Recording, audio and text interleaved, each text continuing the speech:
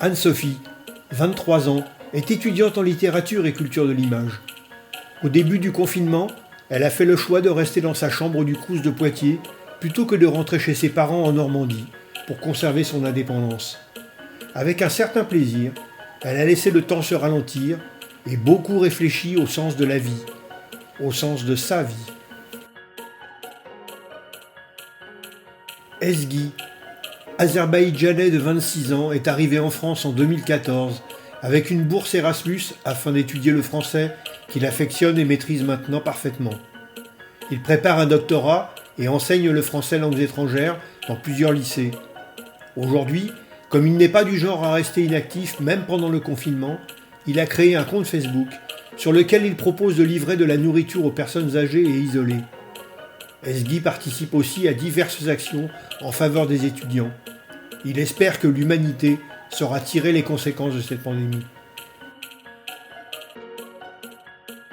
Woojong, 27 ans, est coréenne. Elle ressent le confinement comme une vacance, elle qui a toujours vécu à un rythme effréné dans son pays où tout doit aller très vite, où la charge de travail et les pressions sont énormes dès l'enfance.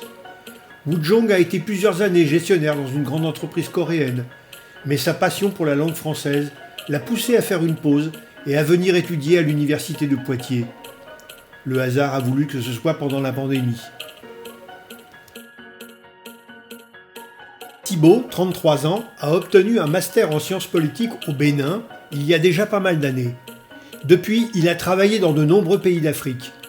En 2017, une bourse de l'État français lui a permis de venir préparer un doctorat à Poitiers. Le confinement a pour lui été un choc.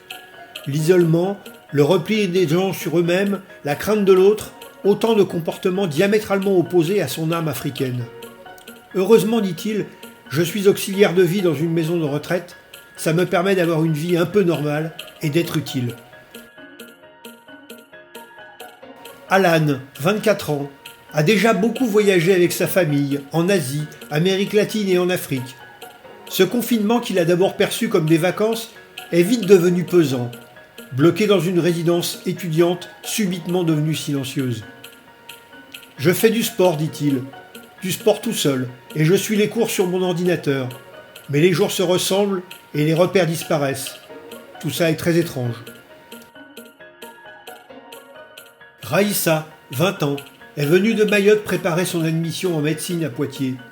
Le silence qui règne dans la résidence étudiante lui pèse maintenant, alors qu'avant c'était le bruit qui la gênait pour se concentrer sur son travail. Souvent, ses pensées s'évadent vers la chaleur de son île et les siens.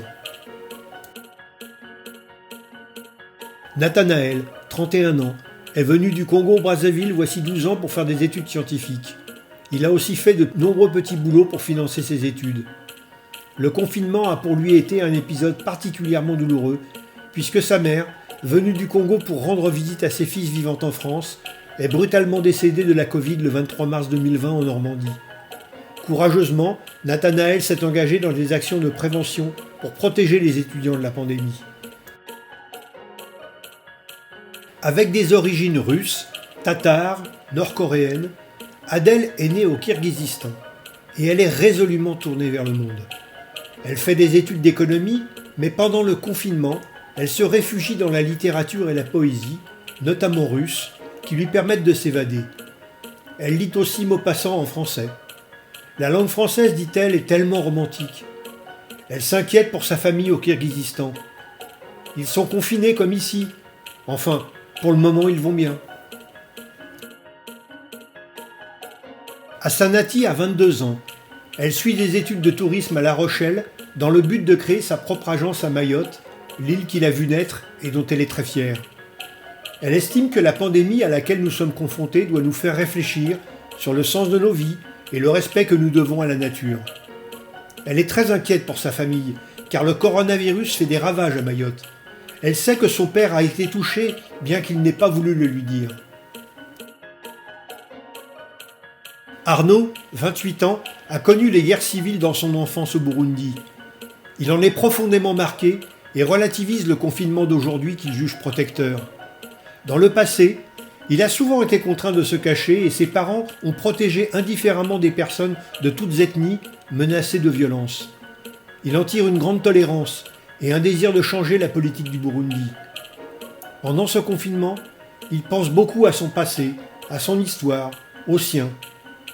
Heureusement, il est bénévole au Resto du Cœur et ses études de comptabilité lui occupent l'esprit.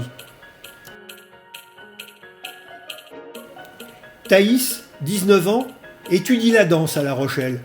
Elle se souvient du jour où le personnel du Crous est venu frapper à la porte de sa chambre, comme de toutes les chambres de la résidence. Il portait des gants, des masques et des vêtements de protection. Ça a été un choc. Et c'est là que pour Thaïs, le mot pandémie a vraiment pris un sens.